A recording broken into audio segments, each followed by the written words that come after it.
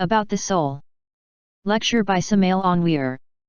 The truth is that before the individual acquires new powers he does not even remotely know or possess, he must acquire powers he mistakenly thinks he has, but really does not.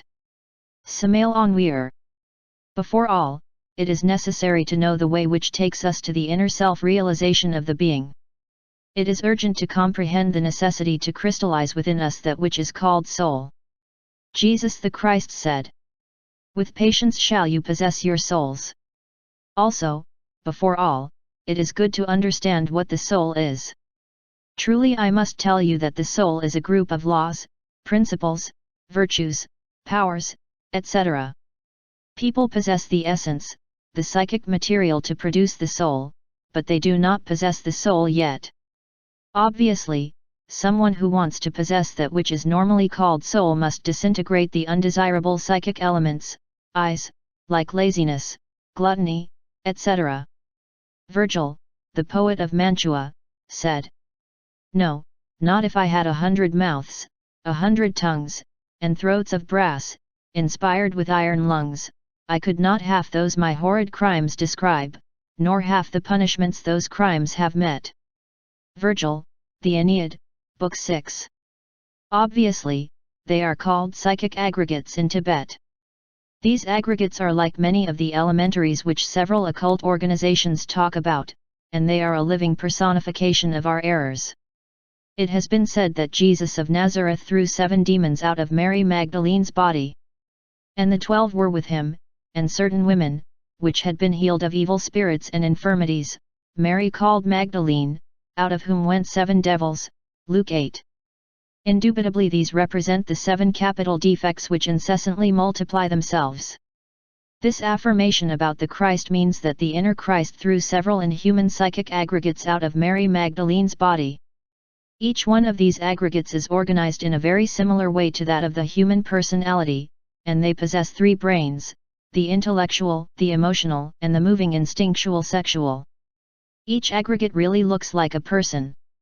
If we say that many people live within us, we are not exaggerating, it is so. All the aggregates fight with each other, they struggle for superiority. Each one of them wants to be the master, the Lord. The one who succeeds in imposing himself, the one who succeeds in controlling the 5 cylinders of the organic machine in a given moment, thinks he is the only one. Moments later, nevertheless, he is vanquished and another takes his place. So in reality, truly, a person is not the same, not even for half an hour. It seems incredible, but it is so. You, yourselves, sitting here and listening, came in with an aggregate, and you sat and listened, but if you pay attention to what has happened inside you until this precise moment, you will discover that now you are different, that you are not the same ones who came here and sat down. Why? Because the psychic aggregate which controls the organic machine and began sitting down was displaced by another which is now listening. If I said you were the same all along, I would be abusing your mind and my own. So in reality, psychic aggregates are changing, one is in control of the main centers of the brain just as soon as another. We never remain the same. As for the essence, it is the most worthy, the most decent thing we have inside of us. It is our consciousness. Unquestionably, it is found bottled within all those multiple aggregates, processing itself by virtue of its own conditioning. Each one of you is legion. Let us remember what Master Jesus asked the possessed man in the Gospel. "What is your name?" And the possessed man answered, "My name is Legion." What is the name of each person here? Legion. You do not have true individuality. You have not achieved it. The consciousness in each one of you is terribly asleep. Why? Because it processes itself by virtue of its own embodiment. It is found in a hypnotic state and that cannot be denied. And about the soul itself, have you achieved, perhaps, its crystallization? If I said that you do not have an immortal soul, I would also be lying. I am conscious of this. Obviously, each of you has an immortal soul, but you do not possess it. Someone could have a beautiful diamond put away in a safe, and possibly he would enjoy thinking he has such object. But if it were pawned, he would not possess it.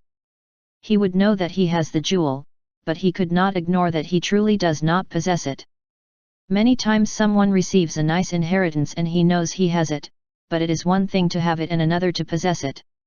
Where is our soul? It travels through the Milky Way, it moves throughout the galaxy, but you who are sitting here do not possess it. You know you have it, but it is one thing to know you have it and another to really possess it. So it is valuable to possess it, but how would one come to possess one's soul? By definitely disintegrating the psychic aggregates, because the soul and the aggregates are incompatible. They are like oil and water, they cannot mix. If we do not disintegrate the psychic aggregates, the living personification of our psychological defects, we lose our soul. What use would it be, said Jesus the Christ, if a man acquires all the treasures of the world, but loses his soul? It would be of no use to him. Is it possible to lose your soul? Yes, it is possible.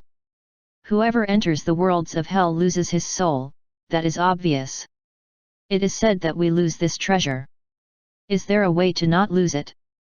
Yes, I repeat, by crystallizing it, here and now. When one completely breaks and disintegrates the psychic aggregate of lust, or aggregates because there are many, one crystallizes in one's essence that precious virtue of the soul known as chastity. When one destroys, annihilates, the psychic aggregate of hate, one crystallizes in oneself the precious virtue of love. When one reduces the psychic aggregate of egotism to cosmic dust, one then crystallizes the precious virtue of altruism, of Christ-centrism, in oneself. When one annihilates the psychic aggregate of pride, then the ineffable virtue of humility crystallizes in us. Upon getting to this part of our talk, I want to say that, lamentably, many occultist, esoteric texts take you to mystical pride, and that is serious. Very venerable and outstanding authors affirm that we are gods, that each one of us is a god. Obviously, this declaration comes to justify in us the mystical pride which causes so much damage in the way of self-fulfillment, because when one is conceited, convinced that one is a god, one can turn into a megalomaniac.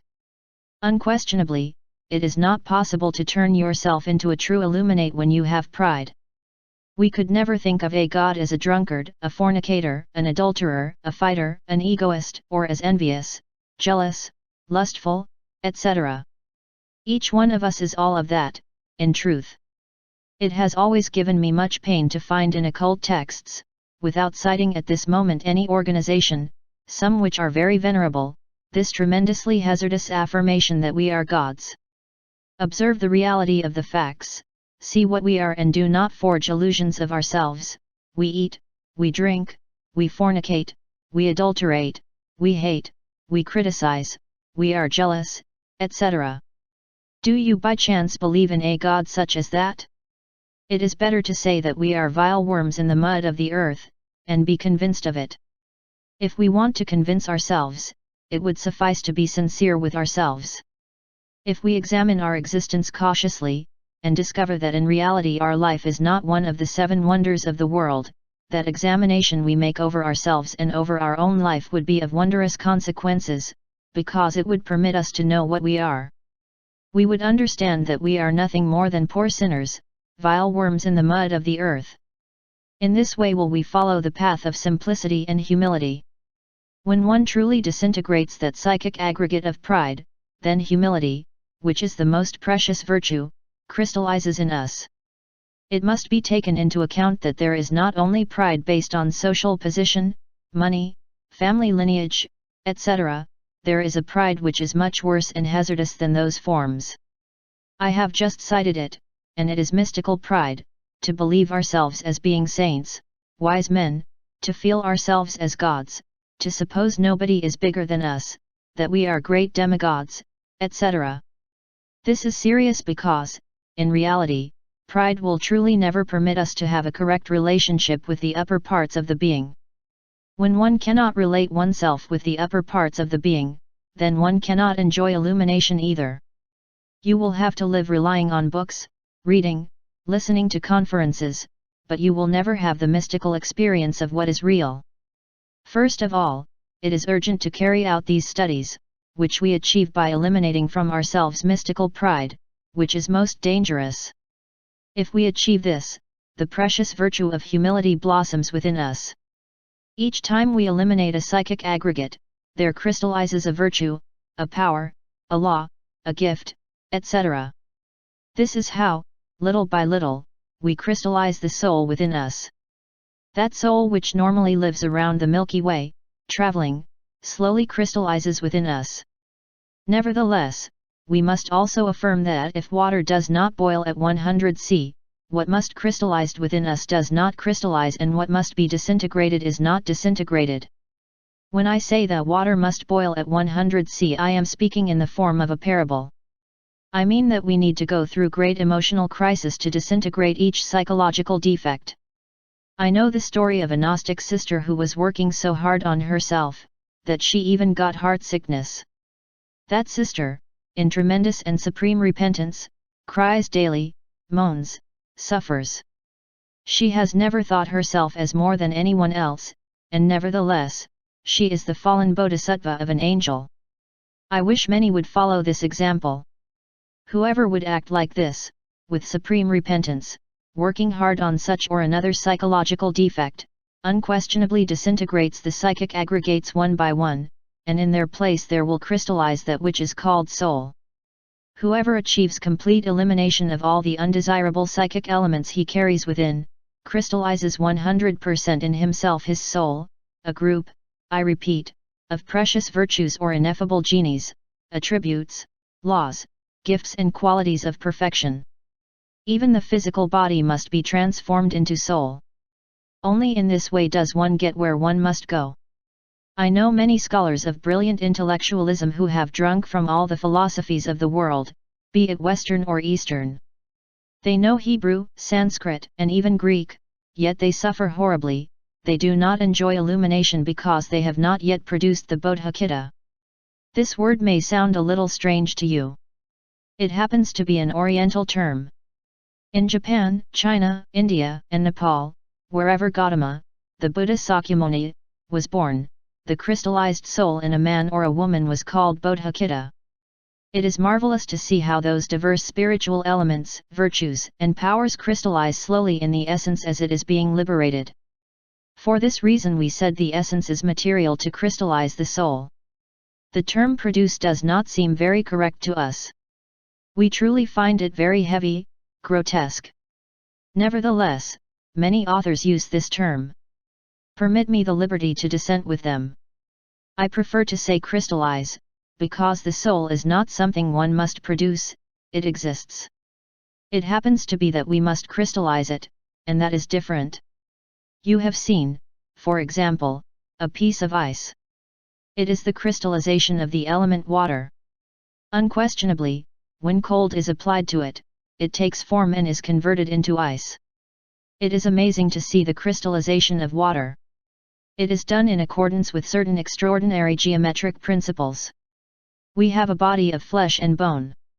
This physical body is formed by organs, the organs by cells, the cells by molecules, etc. There is no doubt that there has been an intelligent directing principle that has promoted order in living cells in the form of organs. The idea of unconscious cells ordering themselves in sleep, just like that, in the form of organs, makes me laugh. How absurd that is! Sleeping, unconscious, blind cells, as Haeckel would say, organizing themselves in the form of organs. That would not fit in the mind of anybody. Some authors state that such cells organize themselves in the form of organs, authors that do not know what to do upon seeing the wonders of this world, a world in which everything works in mechanical form, as they believe, without a directing principle. They are unconscious. The cells are organized in a conscious way. Thanks to the intelligent principle of Mother Nature, it is possible to organize the cells of the organism in the form of organs. But if we decompose any atom, be it of the liver, of the kidneys, or of the pancreas, we liberate energy. It is obvious for now that, in the last synthesis, the physical body is made up of different types and subtypes of energy. That is indubitable. Karl Marx stated, which is first, matter or psyche, psyche or matter? He concludes stating that matter is first. That is completely absurd because Einstein's postulates state that matter is nothing but condensed energy. Let us remember the postulate that states the following. Energy is equal to the mass multiplied by the square of the speed of light. Mass is transformed into energy, energy is transformed into mass. Which is the first to exist? First, energy crystallizes into mass. Then the psyche, which is energy in the most complete meaning of the word, is what is first. Then comes mass. Let us see the worlds around the sun. They are enormous masses, each one with a defined weight, an exact volume. Nevertheless, they rotate around the sun, moved by solar energy. If not for solar energy, those worlds would be dislocated in space, they would roll eternally until they crashed into some comet, or with other worlds. It would be anarchy, disorder, conflict. But, the worlds function in an organized manner and maintain the energy around the sun with exactness. Centripetal energy attracts them, and the centrifugal energy keeps them away.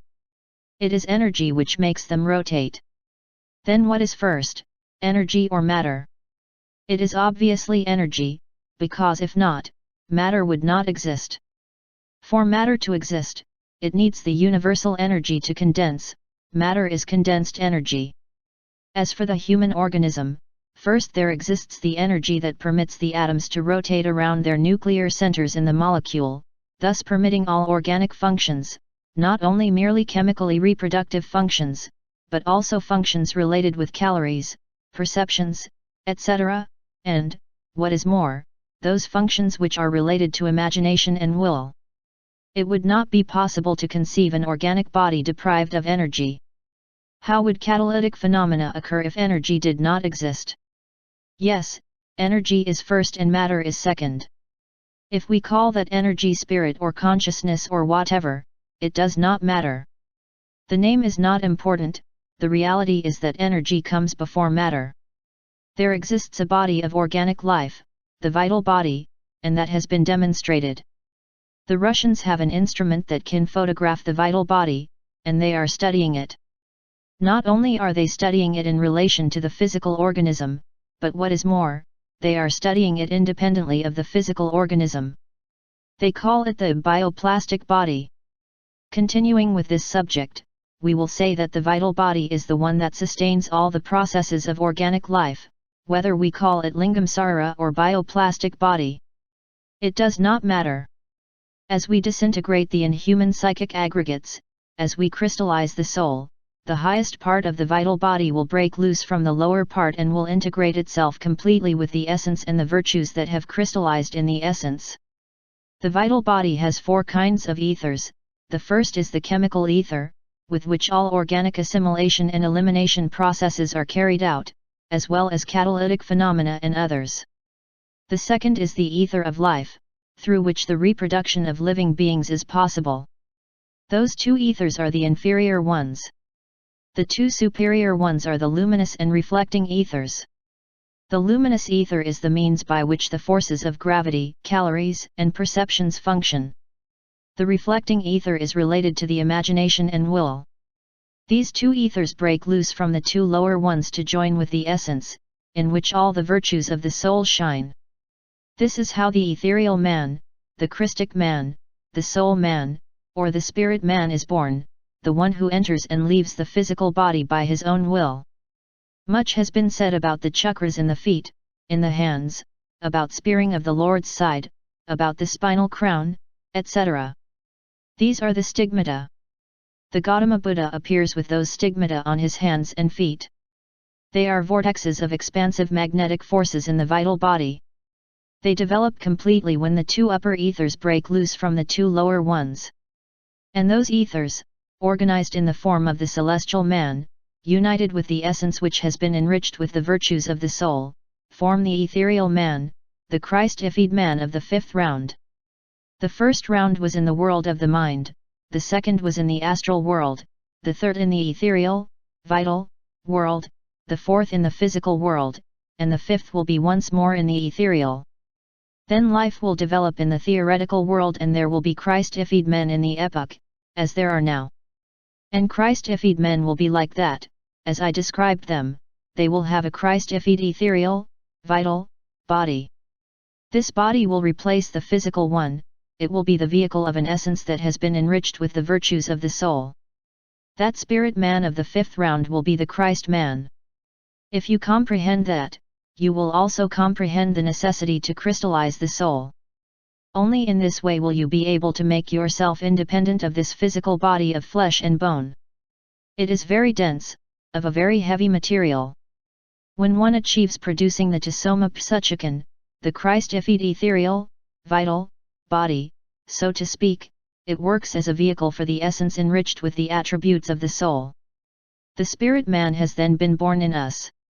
That spirit man will no longer be imprisoned in his dense body, he will be able to enter and leave the body at will, he will be a glorious adept. In life there have been men who have succeeded in doing this. Let us cite Saint Francis of Assisi and Anthony of Padua, Christian mystics that have worked as examples to the people of tomorrow. The celestial man is really no longer a prisoner within the cell of physical matter. He can leave that body when he wishes to travel through the unchangeable infinite, to submerge himself in such a vehicle in the upper worlds, to descend to the bottom of the sea, or visit the solar dynasties in the king heavenly body. But how would this be achieved if we do not eliminate the psychic aggregates? It would obviously be impossible. If we want to turn into true Christian men, we need to eradicate all those psychic elements we carry inside. Thus the Bodhicitta of which the Orientals speak is the ethereal man, the man who has crystallized his soul in himself, in he who possesses it, the true Lord. He who possesses the Bodhicitta within himself will be able to submerge himself in the depth of the oceans without any harm and visit the temples of the serpent. In the Orient there is a plant that cures any wound, as serious as it may be, thus are the wounds of the soul. Only the Bodhicitta can heal such wounds. In the Orient there is a plant called good memory, and whoever drinks of it can remember all the events of this current life and of his preceding lives. Likewise is the Bodhicitta. In a similar way, whoever possesses it can remember all his earlier lives. If he visits the ineffable heavens, upon returning to the physical world, upon entering his body, he will not forget any detail whatsoever. In the Orient there is a plant with which it is possible to counteract the wicked magical spells of the tenebrous ones. Similarly, whoever possesses the Bodhicitta will not suffer any harm from the tenebrous ones. In the Orient there is a plant with which it is possible to make yourself invisible. Whoever possesses the Bodhicitta is able to make himself invisible in case of some necessity before his worst enemies. Thus, like someone who can throw himself to the bottom of the sea amidst sharks and defend himself without suffering any harm, likewise is the Bodhicitta. Whoever possesses it, similarly, will be able to enter the bottom of the oceans, without suffering any harm whatsoever. It is said that the lotus flower of the Logos upholds universal life, likewise is the Bodhicitta. Whoever possesses it can keep his physical body for millions of years. There are many who write to me complaining that they do not know how to live in the astral body, that they do not have illumination, etc. But, how could anyone have illumination if he does not possess the Bodhicitta? Only by having the Bodhicitta will one ever enjoy the blessing of illumination. Illumination is not something which is going to be given to us as a gift, no, my dear friends. It costs, and very dearly. Illumination is only explained through the Dharmadhatu.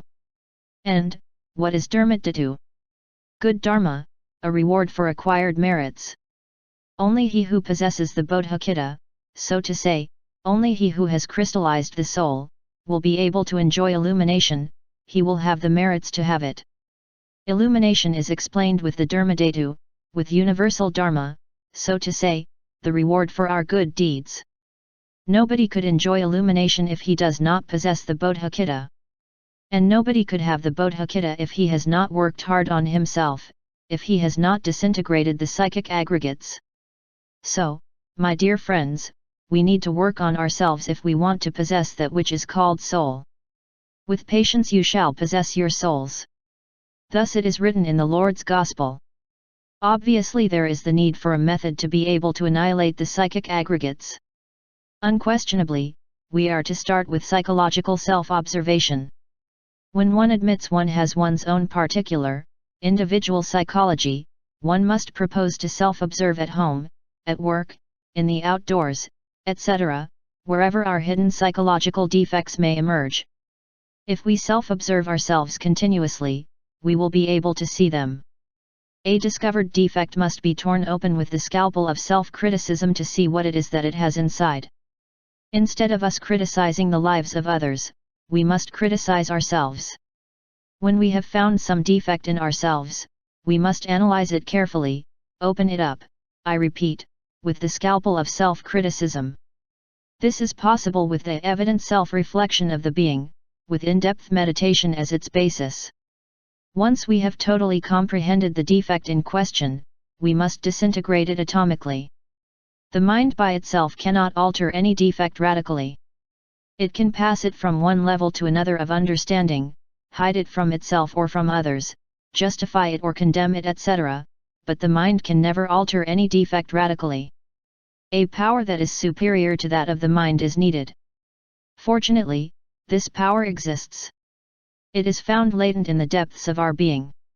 I want to refer myself emphatically to the igneous serpent of our magical powers, Isis, Adonia, Rhea, Cybele, Tonatson, the chaste Diana, or Mara. The name does not matter, it is not outside, no, it is within. Obviously, this flaming power is a variant of our own being, but derived. If in meditation we call for help from Devi Kundalini Shakti, the mystical serpent of the great mysteries, we will be assisted. She can pulverize any psychic aggregate, if it has been previously comprehended in all levels of the mind. Once it has been annihilated, a replacement will emerge, some virtue of the soul, some new characteristic, some law, some special gift, some quality. Indubitably, if we achieve the absolute destruction of the diverse undesirable psychic elements, there will have crystallized in each one of us totality of the soul. This would allow the essence, enriched with all the ineffable attributes, to dress itself with the Tasoma Psuchikan, which is the vehicle of the soul, the wedding garment. Thus is how, in reality, the celestial man is truly born within us. This one is not going to be a prisoner of the body any longer. Let us remember those words of St. Paul when he says, I knew a man who was taken to the third heaven, where he saw and heard words and unspeakable things which, to men, it is not feasible to comprehend. Paul of Tarsus was taken to the Tasoma Psuchikan as spirit man, as an ethereal man. And, in fact, he knew the wonders of the universe. So, my dear friends, I have invited you cordially to crystallize in each one of you that which is called soul.